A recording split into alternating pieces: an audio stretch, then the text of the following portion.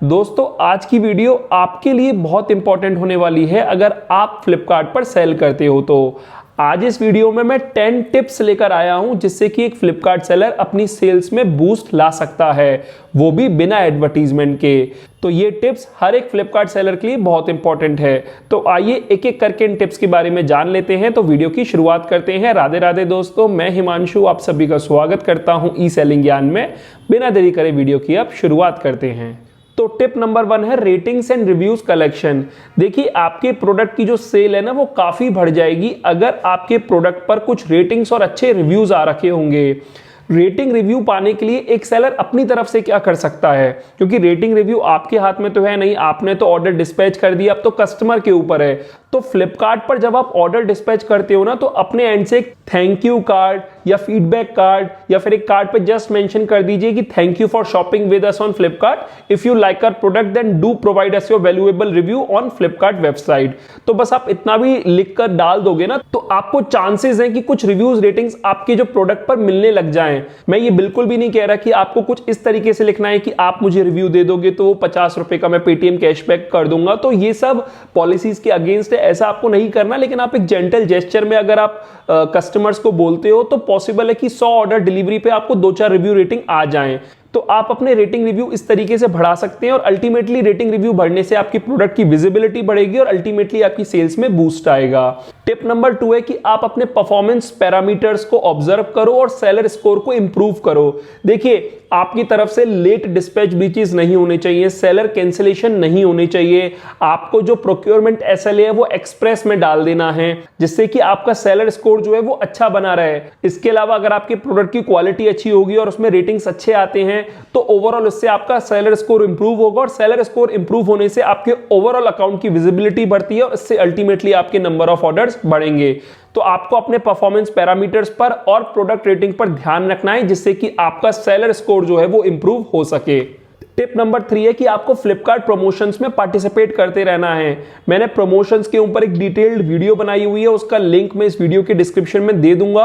आपको वो वीडियो देखकर प्रमोशंस में पार्टिसिपेट करना है और हमेशा कोई ना कोई प्रमोशन में आप पार्टिसिपेट करते रहा करो अपने प्रोडक्ट को और अट्रैक्टिव डिस्काउंट्स कस्टमर को देते रहा करो जिससे कि आपकी सेल बढ़े। टिप नंबर 4 है time to time new product launch. आपको ऐसा नहीं है कि एक बार आपने अपने बिजनेस स्टार्ट किए और 50-100 प्रोडक्ट आप लेकर आए और जो आपने लिस्ट कर दिए उसी से आप बस बिजनेस करते जा रहे हो, ऐसा नहीं है। आप अपने एंड पर ही कुछ एक नियम बना लीजिए कि हर महीने या हर 2 महीने में आपको कुछ 2-4 प्रोडक्ट नए लेकर आने हैं, उन्हें लिस्ट करना है जिससे कि आपका जो अकाउंट में नए product time to time launch होते रहे। इससे आपकी फ्लिपकार्ट पर अकाउंट विजिबिलिटी पर भी काफी इंपैक्ट पड़ता है और ओवरऑल आपकी सेल्स में ग्रोथ होता है। टिप नंबर 5 है क्रिएट कॉम्बोज। आपको फ्लिपकार्ट पर कॉम्बोज जरूर क्रिएट करने हैं। कॉम्बोज एक अच्छा तरीका होता है जिससे कि एक ही सेल में आपके 2 प्रोडक्ट जो हैं वो डिस्पैच होते हैं। तो कॉम्बोज आपको बहुत ध्यान में रखते हुए बनाना है। आपको ऐसे प्रोडक्ट के कॉम्बो बनाने हैं जो आपको लगता है कि अगर ए प्रोडक्ट किसी को चाहिए तो बी प्रोडक्ट की भी नीड हो सकती है। इस तरीके से अगर आप कॉम्बो बनाओगे तो आपके कॉम्बो काफी ज्यादा सेल होंगे और 2 हल्के हल्के प्रोडक्ट का कॉम्बो ज्यादा बेटर रहता है। अगर एक कॉम्बो 150 ग्राम का है और दूसरा कॉम्बो 200 ग्राम का है तो उनका कॉम्बो बनाओगे तो भी अच्छा रहता है क्योंकि आपकी शिपिंग का खर्चा बचता है। कॉम्बोज बनाने का बेनिफिट ये होता है कि कस्टमर को भी 2 प्रोडक्ट सस्ते में मिल जाते हैं। मतलब अगर वो इंडिविजुअली एक एक खरीदेंगे तो वो महंगे पड़ेंगे और दोनों को साथ खरीद लेंगे तो वो सस्ते पड़ते हैं और आपको भी ज्यादा मार्जिन मिलता है क्योंकि अब आप 70-75 रुपीज अपने प्रोडक्ट पर बचा लेते हो। क्योंकि अगर आप 2 इंडिविजुअली प्रोडक्ट को बेचते तो दोनों पे 70 रुपीज आपको शिपिंग देनी पड़ती है, लेकिन अब आप दोनों को एक ही साथ बेच रहे हो तो आपको 70-75 रुपीज की बचत होगी। तो आप कुछ बेनिफिट कस्टमर को भी दे दीजिए और कुछ बेनिफिट खुद भी रख लीजिए, तो कहीं ना कहीं दोनों की विन विन सिचुएशन होती है कॉम्बोज में। तो कॉम्बोज से भी आपकी सेल्स में काफी ग्रोथ होती है। टिप नंबर 6 है लिस्टिंग एसईओ। देखो ये तो आपको पता ही है कि फ्लिपकार्ट पर लिस्टिंग करते वक्त आपको इमेजेस ज्यादा से ज्यादा लगानी है और हर एक एंगल से लगानी है जिससे कि इमेज को देखकर कस्टमर आपके प्रोडक्ट के बारे में पता लगा सके। इसके अलावा एक गलती जो ज्यादातर मैं देखता हूं कि सेलर करते हैं वो क्या करते हैं कि जो मैंडेटरी एट्रीब्यूट होते हैं किसी भी लिस्टिंग के उसे तो फिल कर देते हैं, लेकिन जो ऑप्शनल होते हैं उनको वो फिल ही नहीं करते। उनका बस टारगेट होता है कि किसी भी तरीके से लिस्टिंग उनकी फ्लिपकार्ट पर लाइव हो जाए, लेकिन ऐसा आपका टारगेट नहीं होना चाहिए। आप जितनी ज्यादा से ज्यादा इंफॉर्मेशन अपने कस्टमर्स को अपने प्रोडक्ट के बारे में दे सकते हो वो आपको देनी चाहिए। और वो तभी होगा जब आप एडिशनल डिटेल्स में जो काफी सारे ऑप्शंस आते हैं, काफी सारे एट्रीब्यूट आते हैं, की फीचर्स, की कैरेक्टरिस्टिक्स, डिस्क्रिप्शन, यूएसपी, मतलब बहुत सारी चीजें आती हैं, आप अपनी कैटेगरी के हिसाब से देख सकते हैं और उन एडिशनल डिटेल्स में भी आपको डेटा फिल करना चाहिए। ऐसा नहीं आप उसको एम्प्टी जाने दें और लिस्टिंग को क्यूसी में सेंड कर दें। अगर अभी भी आपने काफी सारी ऐसी लिस्टिंग की हुई है तो आप उनमें अभी अपडेट कीजिए और एडिशनल डिटेल्स भी फिल कीजिए, जिससे कि आपका प्रोडक्ट ज्यादा विजिबिलिटी में आए और अल्टीमेटली इससे आपकी सेल्स में ग्रोथ हो। टिप नंबर 7 है फ्लिपकार्ट रिवॉर्ड्स। फ्लिपकार्ट रिवॉर्ड्स भी एक बहुत अच्छा प्रोग्राम है जिसमें आप एनरोल कर सकते हैं, लेकिन रिवॉर्ड्स में एनरोलमेंट करने से पहले ना आपको रिवॉर्ड्स को अच्छे से समझना पड़ेगा। मतलब ऐसा ही नहीं कि बिना समझे आप रिवॉर्ड्स में एनरोल कर लो। इसके लिए मैंने रिवॉर्ड्स की एक सेपरेट वीडियो बनाई हुई है, उसमें मैंने फ्लिपकार्ट रिवॉर्ड्स को बिल्कुल अच्छे से समझाया हुआ है। उसका लिंक मैं वीडियो के डिस्क्रिप्शन में दे दूंगा, आप जाके उसे चेकआउट कर लेना। फ्लिपकार्ट रिवॉर्ड्स में पार्टिसिपेट करने से क्या होता है कि आप कस्टमर को डिस्काउंटेड प्राइस में अपने प्रोडक्ट को बेच पाते हो और अल्टीमेटली फ्लिपकार्ट आपको उस पर एक रिवॉर्ड देता है, एक अमाउंट देता है, जिससे कि काफी प्रोडक्ट में तो ऐसा होता है कि आपका जो सेटलमेंट है वो उतना ही रहता है, लेकिन प्रोडक्ट कस्टमर को डिस्काउंट में मिल जाते हैं, तो इससे अल्टीमेटली आपकी सेल्स में बूस्ट होता है। टिप नंबर 8 है ट्रैक रिटर्न्स। देखो फ्लिपकार्ट पर जब आप सेल कर रहे हो ना तो आपको रिटर्न्स भी डे टू डे बेसिस पे आएंगे, तो जो आपके कोरियर और कस्टमर रिटर्न आ रहे हैं ना उसमें से आप कस्टमर रिटर्न पर मेनली एम्फेसाइज किया कीजिए और देखा कीजिए कि जो कस्टमर रिटर्न आ रहे हैं उनका रीजन क्या है। देखिए सेल में बूस्ट लाने का मतलब सिर्फ इतना ही नहीं है कि आपकी सेल ही हो रही है, आपको यह भी देखना है कि जिन प्रोडक्ट की सेल हो रही है उनके रिटर्न आ रहे हैं या फिर नहीं आ रहे, और रिटर्न आ रहे हैं तो किस वजह से आ रहे हैं, और अगर उस वजह को आप सॉल्व कर सकते हो तो उस पर आपको फोकस करना है जिससे कि वो रिटर्न ना आए।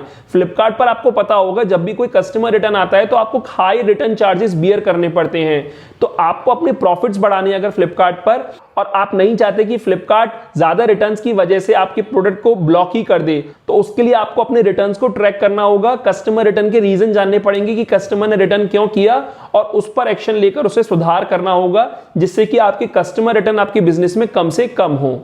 टिप नंबर 9 है send product to Flipkart warehouse. मतलब अगर आपका बजट अलाउ करता है, अगर आपके पास खूब इन्वेंट्री है, तो आप अपने प्रोडक्ट को फ्लिपकार्ट के वेयरहाउस में भी भेजो। देखो कहीं ना कहीं जब आप वेयरहाउस में भेजते हो तो जैसे अगर आप नॉर्थ में बैठे हो और आप साउथ के वेयरहाउस में भेज रहे हो तो कहीं ना कहीं जो साउथ के कस्टमर्स हैं उनके लिए आपके प्रोडक्ट की विजिबिलिटी काफी हाई हो जाती है, क्योंकि फ्लिपकार्ट अमेजॉन की एक ही पॉलिसी है कि कस्टमर तक जो प्रोडक्ट है वो जल्दी से जल्दी पहुंचे। तो कहीं ना कहीं फ्लिपकार्ट हमेशा अगर दो सेलर हैं जिनकी रेटिंग रिव्यू लगभग सिमिलर से हैं तो उन सेलर को ज्यादा प्रेफर करेगा जो कि कस्टमर के ज्यादा पास हैं। तो इस वजह से अगर आपके प्रोडक्ट फ्लिपकार्ट के वेयरहाउस में होंगे साउथ में और आप नॉर्थ में बैठे हो तो साउथ के कस्टमर्स के लिए भी आपके प्रोडक्ट की विजिबिलिटी अच्छी होगी और इससे अल्टीमेटली आपकी सेल्स में बूस्ट आएगा।